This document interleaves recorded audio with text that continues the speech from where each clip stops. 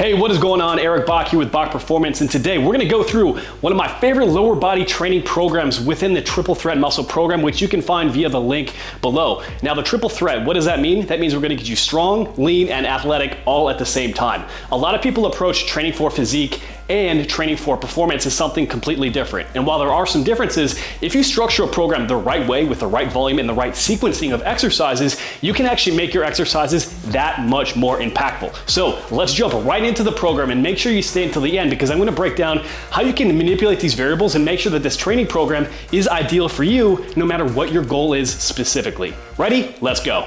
Now, within the program itself, I'm gonna break down why we're doing each of these different variables. So the first thing that you see, A1, A2, A3, this is our mobility, or this is what we call our prep phase. Before your workout, we have to be able to mobilize tissues and be able to safely get into the ranges of motion you can handle throughout the entire workout. So many people go right from the office directly into a training session and they wonder why their body feels like shit, they can't perform, and they get injuries. It's because they're skipping the warm-up. So we're gonna go through a toe grab squat, the world's greatest stretch, and a Cossack squat, because that's really gonna help open up the hips, which by extension are gonna allow you to get better depth and better activation through your muscles all the way through the workout. The next exercise we're gonna do is gonna be part of our priming phase, meaning we're trying to prime the nervous system, prime the body to be able to look, feel, and perform the best way that it can. And so what we're gonna do is an explosive jump, a box jump in this case, for 3 sets of 5. Following the box jump, we're gonna jump right into our power phase. So building strength, building power, that will be done with a squat variation. You can pick whichever one is gonna be best for you. I like to take the rep range a little bit higher now.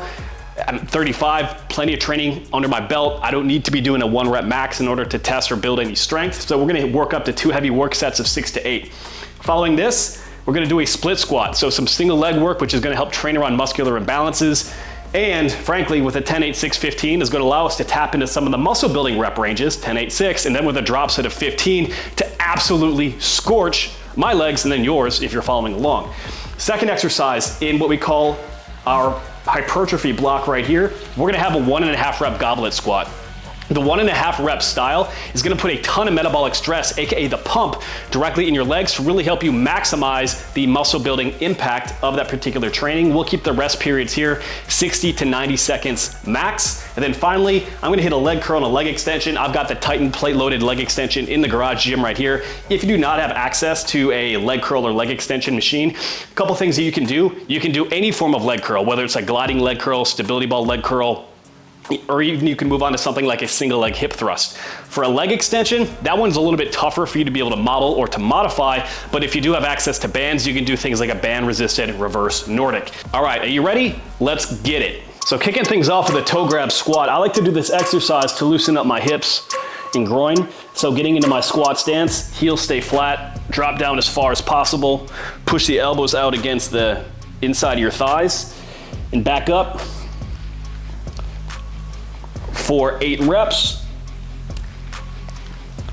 Next, we go to the world's greatest stretch. Leg up, elbow to the instep. Follow the hand, rotate through the spine, loop around, shift the weight, and rock back and stretch the hamstring. Do 4 on each side, 8 total. Now the third exercise in a warm-up, you got a Cossack squat, so double wide stance. I'm gonna allow my leg, or I'm gonna shift my weight to one side, let the other foot unhook off the ground, and really drop deep into a squat. This is incredible for hip mobility. I feel like I'm doing ninja shit.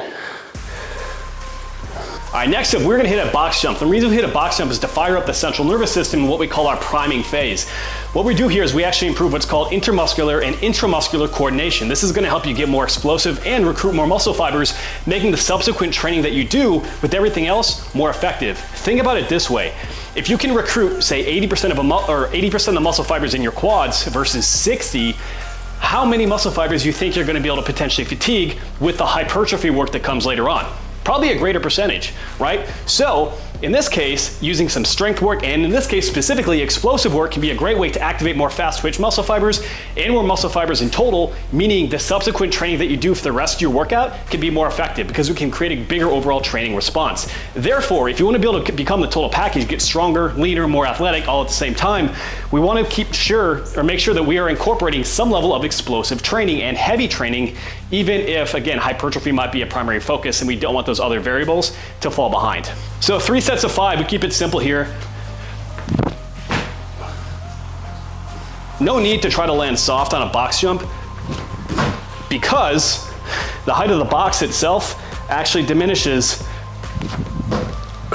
the impact already. A lot of people, when they try to land soft on a box jump, land on their toes and throw off their mechanics. So just land flat-footed. Don't be afraid of noise. Don't stomp your feet either. Cool, 3 sets of 5. Next up, we're gonna fire up the squat. All right, we knocked out the prep phase with the warm-up, we knocked out the priming phase with the box jump. Now, fully fired up, body's warm, central nervous system's ready to roll. Now we wanna hit the squat. And what I'm gonna be using personally is gonna be a safety squat bar. What we're gonna do here is multiple sets, just kind of warming up 5 to 6 reps, get the central nervous system ready and optimize technique. And then we're gonna work into 2 heavy work sets of 6 to 8 reps. Now, the reason I like to keep this volume a little bit lower, 2 by 6 to 8, when it comes to these heavier exercises, especially when you have a great baseline foundation of strength, you don't need as much work, especially with the heavier weights, to be able to elicit the response you're looking for. And in fact, someone like me, when I have to do multiple warm-up sets to really get ready, I'm sneaking in a bunch of volume there. But then when I focus down and have, say, 2 hard work sets, what that allows me to do is take those things to the brink of failure. Most people don't make progress in the gym because they don't know how to properly train within maybe 1 or 2 reps of failure, and they leave so many reps in the tank that they never actually create the stimulus that they're looking for. So we're gonna hit multiple warm-up sets and then 2 heavy work sets of 6 to 8. The reason that we wanna hit this power phase, again, if we want to be able to build strength, of course we have to be able to train in some of those rep ranges. We have to get strong in big, basic compound exercises. You can use this in 4 to 6 reps. You can go 6 to 8 like I am today, which just feels a little bit better on my body at this point.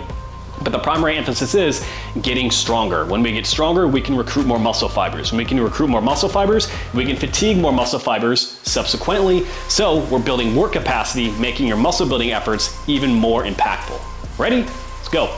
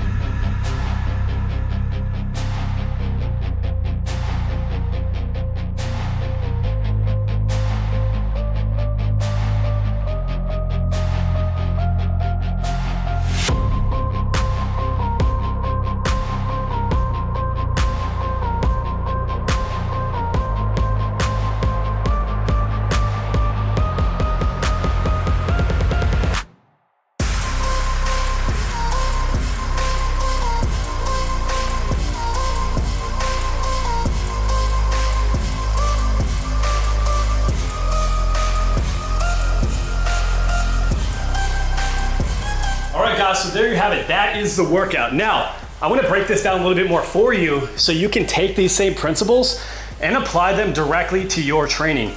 The first phase that we did was our prep work. This should never be skipped. This is your warm-up. If you can't get into the positions that you need to train effectively, then you're opening the door for injury. The second piece, prime, right here. That would be a type of jump, a throw, something that matches the movement pattern that you're gonna do for your main movement of the day. The primary reason for this is activate the central nervous system, fast twitch muscle fibers, help you get more athletic.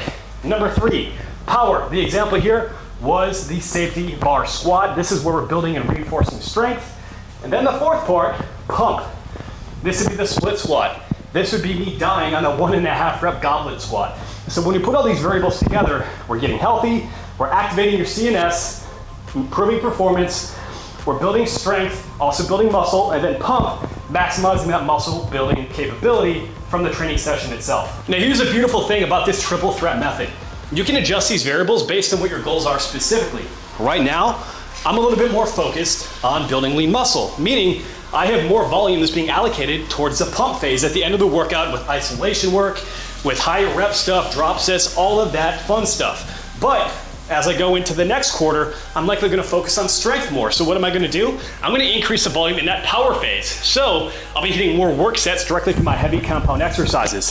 Then following that, maybe I'm gonna focus a little bit more on athleticism. Cool. I'm gonna have more jumps, more throws, explosive type exercises that are gonna help me look, feel, and perform my best. So when you use this type of protocol, what it lets you do is titrate, adjust the volume up and down between these different variables based on whatever your goals are specifically. But the beauty is you can train multiple qualities at once, become the total package, become the triple threat, get strong, jacked, and athletic. And if you want a program that does exactly that, all you have to do, head to the description below. I posted a link directly to my new triple threat muscle program with workouts that will show you exactly what to do, guide you through everything, every step of the way, and give you nutrition advice to boot so you can look great naked without living in the gym. So if you're interested, definitely check that out. Now, if you got problems with this post, you don't like it, you don't like the workout structure, cool, let me know. I like comments even if they're disagreeing because that's how we all learn. And if you loved it, hey, also let me know as well. Make sure you hit the like button, subscribe, and I will catch you on the next video. This is Eric Bach signing off, helping you look great naked without living in the gym.